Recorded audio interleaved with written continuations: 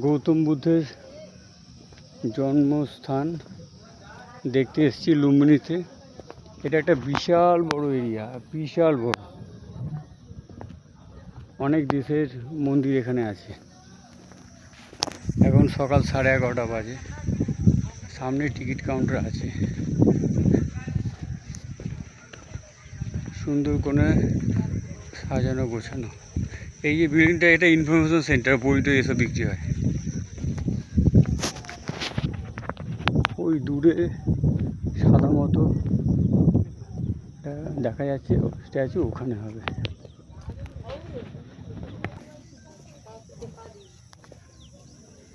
Siddharth Bodhisattva.